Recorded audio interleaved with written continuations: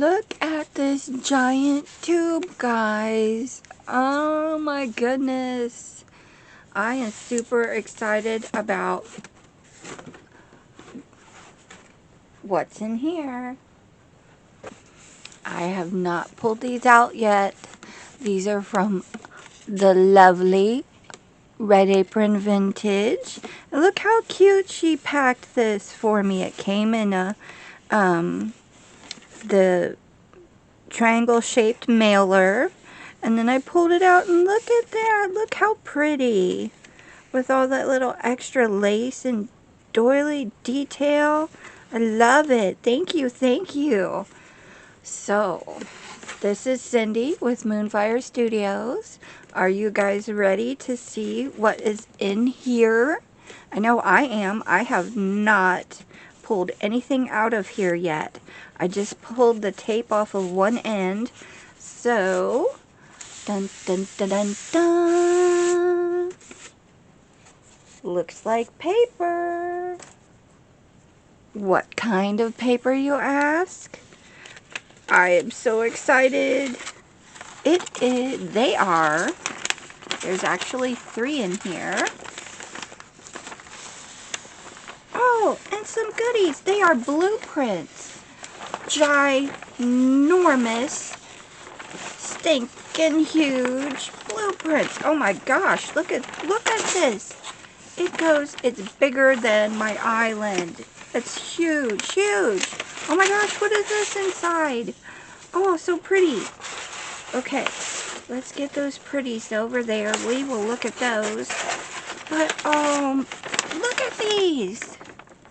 Look at those. They are huge. I am not sure how to work with these. They're so big. And I got 3 of them. I do not know if she has any more.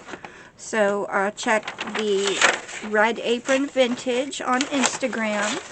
You can message her and find out. And while you're there, take a look at all of her other goodies. She gets and finds the coolest things. Look at these. I have to unroll them and re-roll them so that you guys can see part of them. Look at this. Oh, these are so cool. So cool. Look at that. It's upside down, but you know. How neat. I cannot wait to do something special with these. And what's special with those? Hopefully, I'm going to use these boxes. We just got this oatmeal. So, but I was getting one out of the box. And I thought, I have to have that box because it's a side closure and it's a really nice size. It's a good size for the journals that I like to make. And these I love because they're actually white on the inside. And yes, I made sure there's no food or anything in them. But I pulled all the packets out and I stacked them in the cupboard. So when you open the cupboard to get the oatmeal, there's just little brown bags stacked up in there. My family's gonna love it.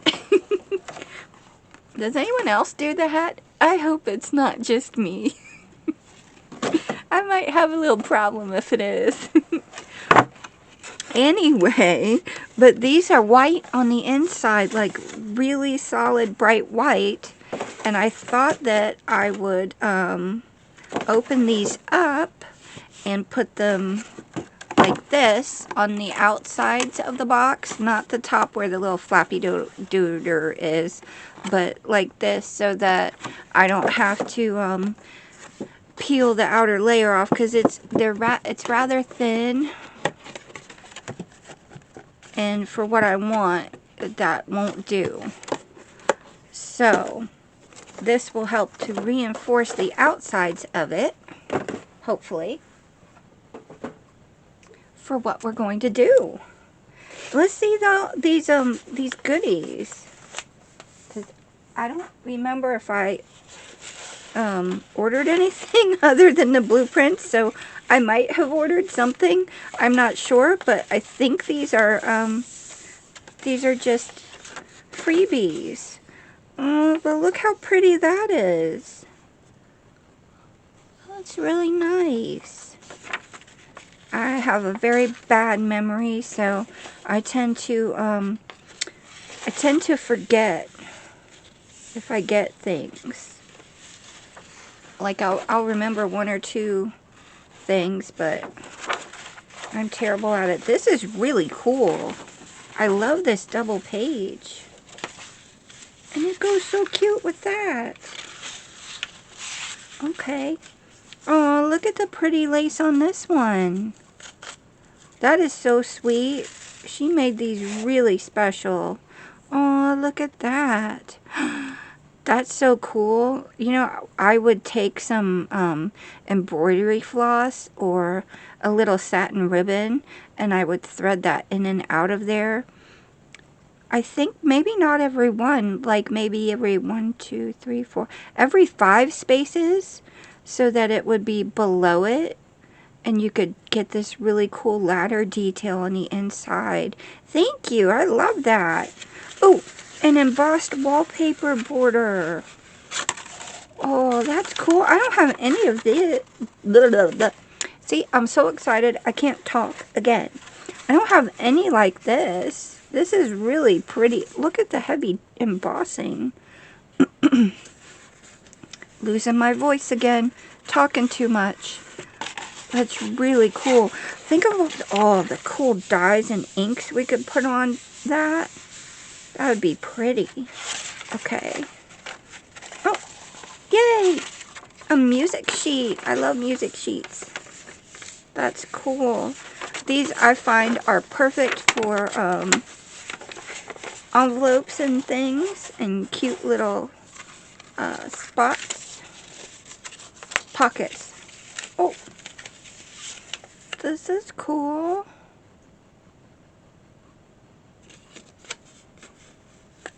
What a neat picture.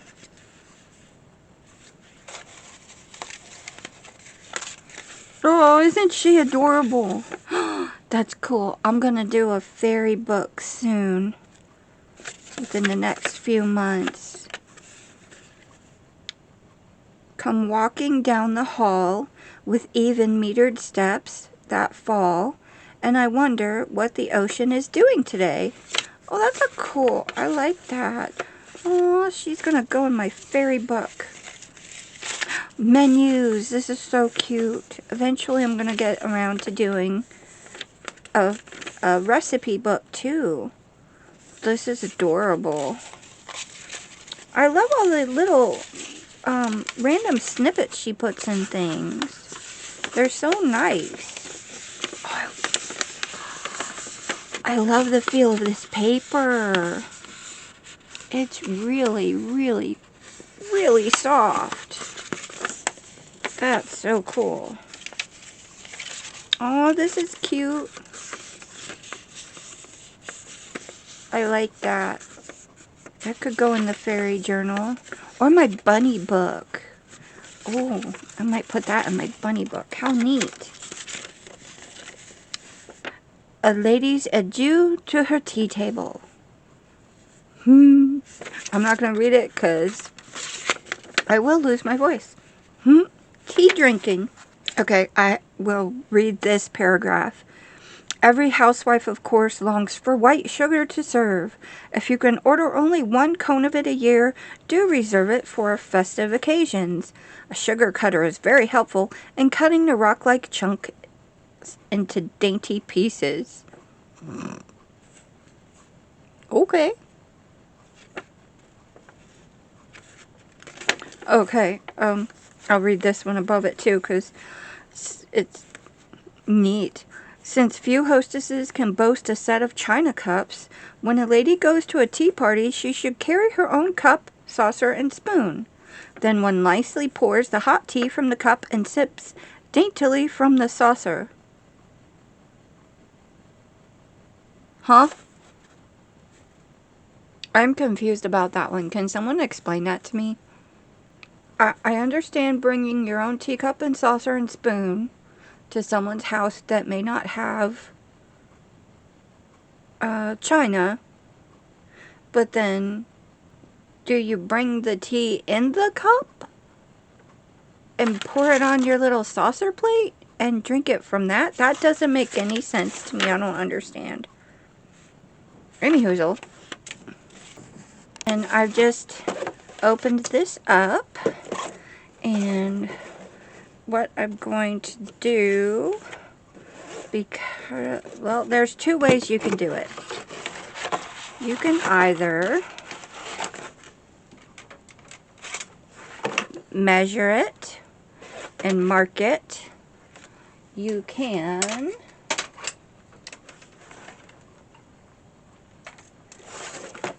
trace it and cut it, or you can just take it, grab some hefty, sturdy glue that you love. You can use red liner, the red liner sheets, red liner tape, the thin, that's foam tape. You don't want to use foam tape. Don't use foam tape. You can use the thin strips of double-sided tape, whatever you want. I am going to use this one on here because it's not regular cardstock or thin paper, so I don't have to worry about it being water-based or buckling. And what I am choosing to do, I am choosing to just put this directly on my box. Now, you can use whatever box you want. You can construct a box. Just use what you have. Use your favorite type of adhesive for strong, sturdy stuff. And generously put it on. I'm just going to put some few extra blobs because that's me. And what I am going to do is I'm just going to take a nice wide, oh, I didn't clean that one. Bad, Cindy. Oh my. I have a paintbrush I didn't clean. Let's shake it up and see all the glitters. Whee, fun. Anyway, well, just going to use this to spread the glue all the way to the edges and make sure I give nice coatings all around, because my boxes are fairly thick. I don't have to worry too much about the middle, but definitely make sure that you get it up to the edge of the box you're going to be using, if you choose to use a box at all. You can totally skip this part and just go straight to whichever video I have of making the journal or book or folio. I haven't quite decided how I want to do it. So we're just kind of winging it a little bit as we go along. I have thoughts in my brain. Okay. And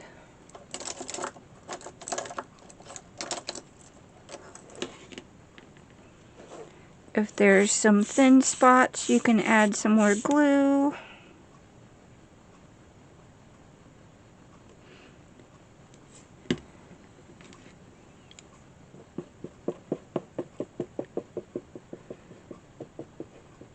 You can use PVA bookbinding glue.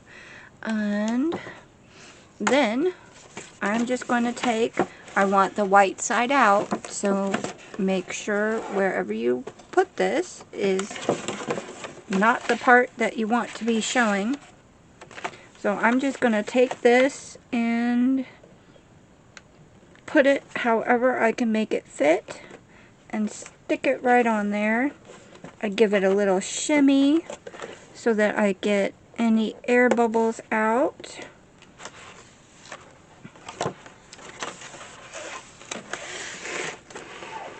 And I don't know if you heard that lovely sneeze or not, but that was my hubby.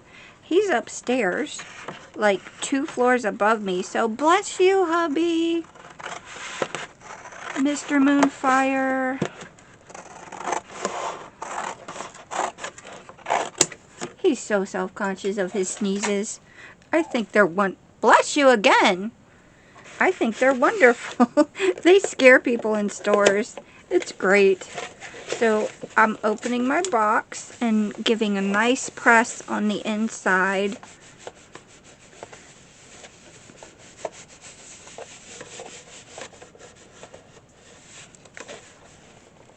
Okay.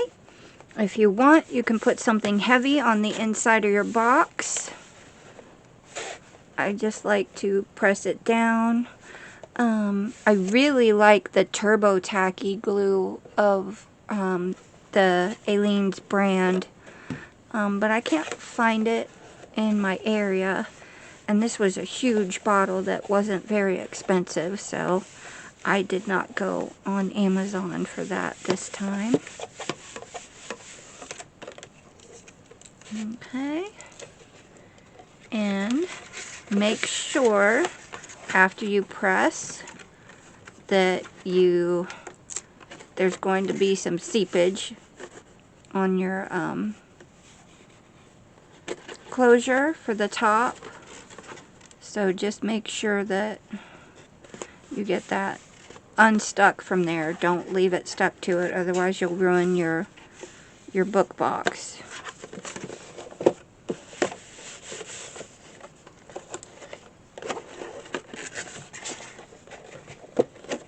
Okay, and then you're going to do the same for the other side. I usually like to wait until this side dries and then do the next side, so I'm not trying to hold 2 sections at once. So I will go let this dry, and then I will do the other side and be back shortly. Okay, before I glue the other side on, I need to mention a really important part, otherwise it'll be a little bit difficult, not impossible, but you can, in case you do glue both sides on and they have big overlaps like this one, just cut with your scissors as close as possible to the box on both sides, and then you can take, I always put a new blade in for big projects that have the really thick chipboards or stuff like that, hefty defty cardstock in there to make sure it's nice and sharp. But I just run along the edge, being very careful not to cut into your project. And if you go a little wonky, it's fine. I always leave a little bit of an overlap so you can see like that. And then I cut in close again to get the rest off. But you can see, you know, a nice sharp blade, you only have to do 1 pass. I know a lot of people like to measure it and then place it on, but I have a very big tendency to accidentally shift mine. So I'll have like slivers open in places and overlapping in others, and I'm just not good at that part, so I do it this way. And if you have a thick enough box, you can always just cover it straight away, ta-da, with your paper. And then once that dries completely, I'll either go back along it with my craft knife and even it up with the edges if I want it to be even, or I will take a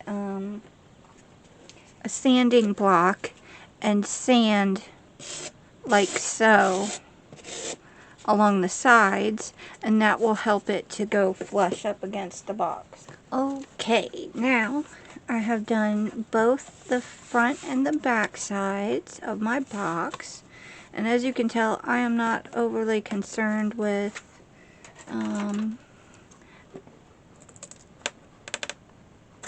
being extraordinarily straight.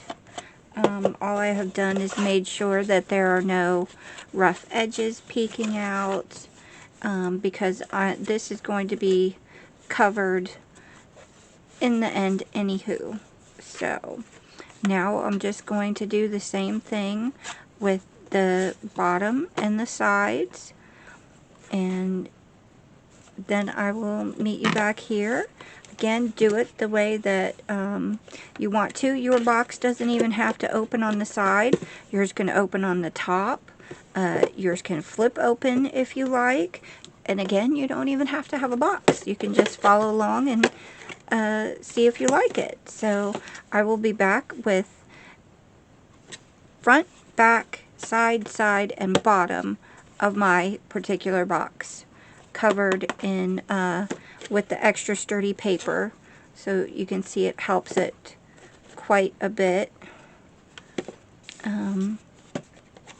So yeah, I'll meet you back shortly.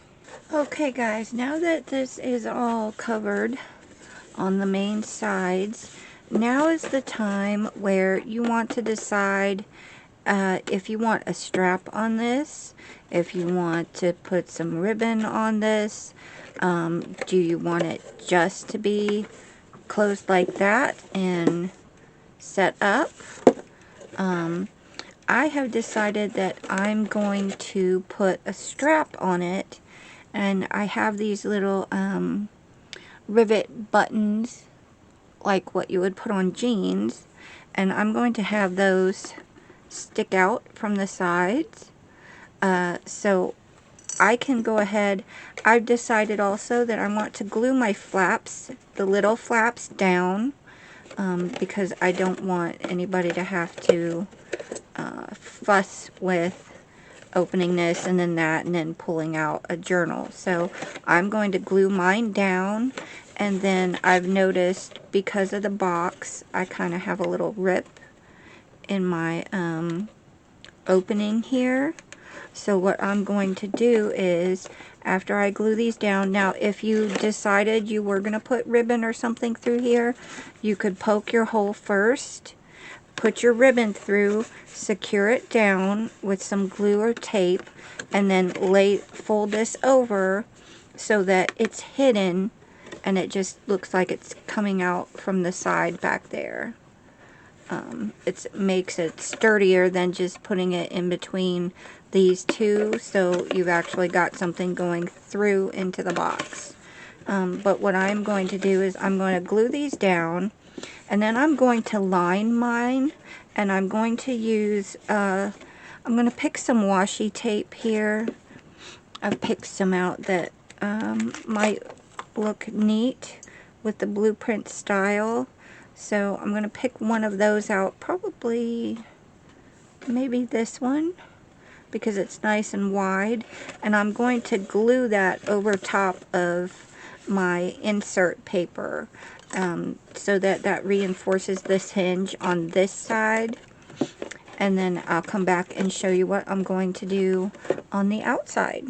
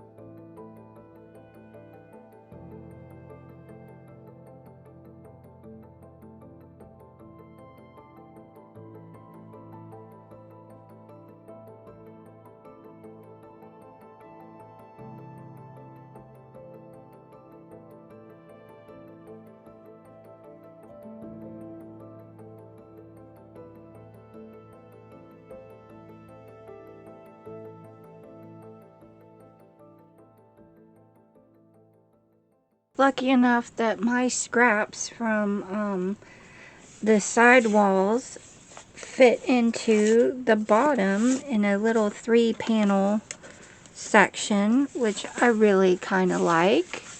I think it adds just a little bit of slight detail. No one's gonna really, you know, pay that close attention to the inside of the box.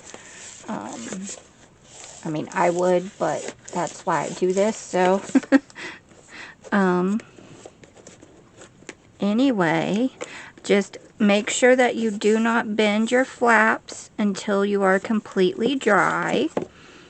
And an easy way to get your notch for your closure here is to, I'm actually going to bend the flap backwards to open. And I will bend this one backwards to open. And I'm just rolling it. I'm not putting a crease in anything. I'm just rolling it over and laying that flat on the mat. And then you take your X-Acto knife, or you can use, if you have a fine pair of scissors, you can go in there. And I just cut inside where the notch is already cut out on the packaging.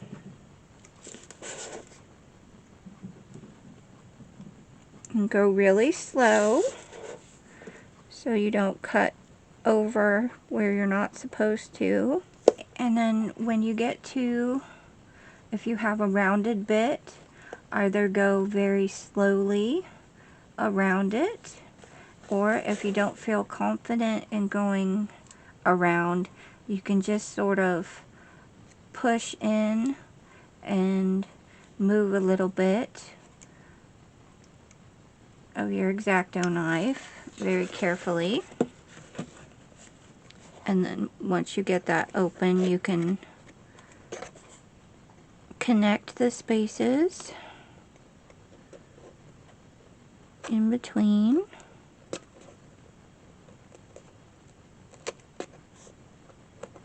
You can use a pokey tool to do this, whatever you're comfortable with.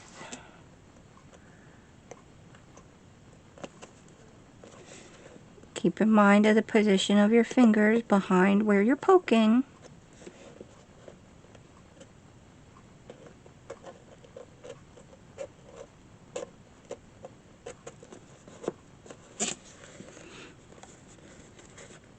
Okay, and then just make sure the back side is nice and clean looking.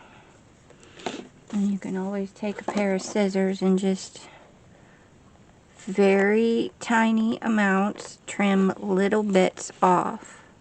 If your hole is too big, your flap will not stay closed. Okay? And then very carefully, I like to do this on my surface, because then I don't tend to put a lot of pressure and crease it. So I just kind of angle it down and then very carefully bend it over.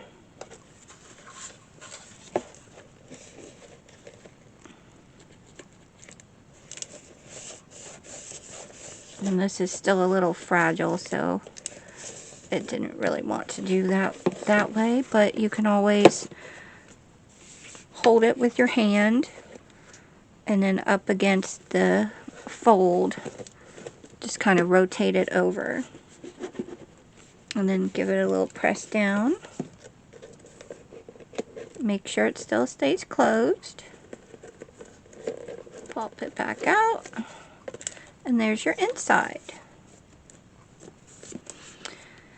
And I don't think I need washi tape to secure this flap on the inside. I may add it to it once the exterior is decorated, because it might make a neat touch for things, so we'll keep that in mind. But then you just kind of close it, and there we go. Now we just have to cover the top and the sides with our blueprint material.